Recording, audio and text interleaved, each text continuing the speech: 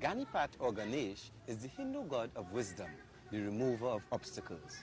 Recently, Gael visited the closing stages of a 9 days Ganesh Yagna in Aruka, where a special statue or murti of Ganesh was made for the Yagna. It was paraded through the streets of Aruka and then taken to Manzanilla, where it was dissolved back to its original elements in the waters of the Atlantic. Let's join Camille now for the Yagna in Aruka.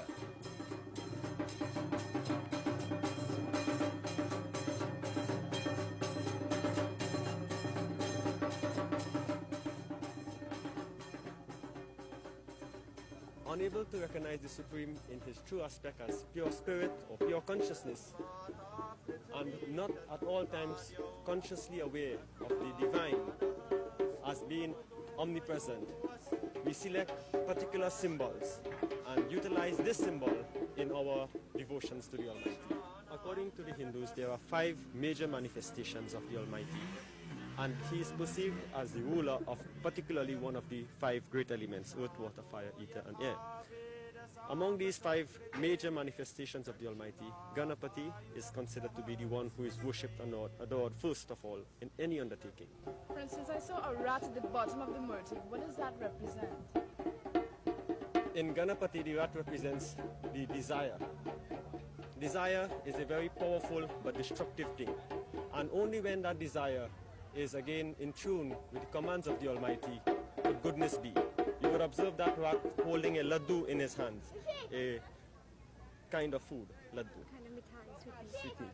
And it is looking up at Ganapati. It will never eat that laddu until it gets the express command from Ganapati.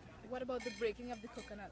The breaking of the coconut is one of the most sacred acts that the devotee does, symbolizing that he has offered himself totally, his life force, to the Almighty. And it concludes, of course, the rite.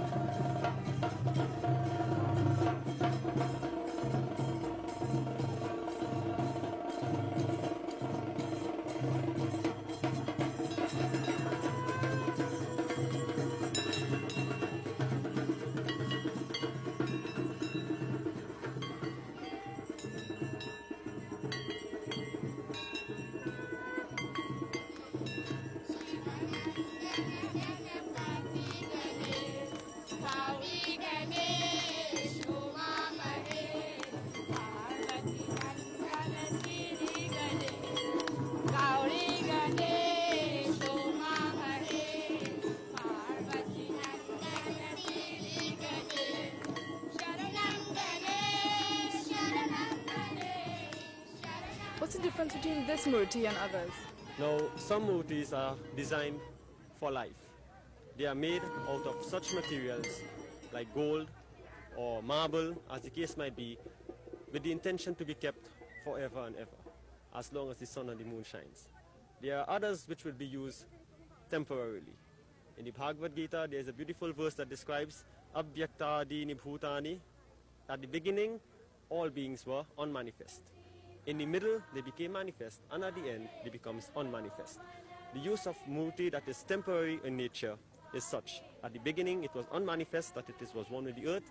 In the middle, that is during the period of worship, it becomes manifest, and at the conclusion, it goes back to the state of unmanifest. What is symbolic about putting the murti in the water? Well, water is supposed to be the element, or you have your 5 elements. Water is supposed to be the element of Ganapati. Alright, so we made it out of earth, out of the clay, and we're going to offer it back into the water.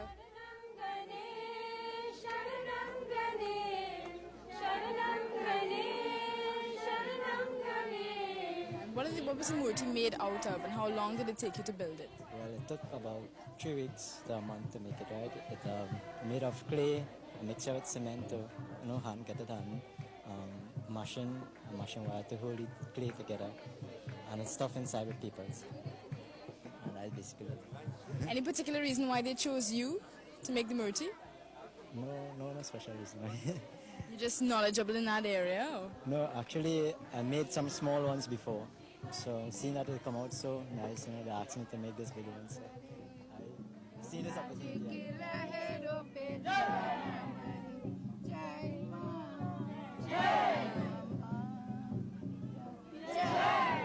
we have chosen to worship Ganapati for the merits that will accrue to us.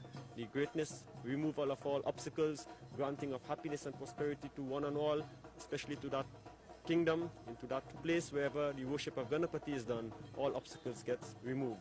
Of course, we living in a time when there are many obstacles facing all and sundry, and we hope that by appealing to the Almighty, we can to a large extent rid ourselves of such misery.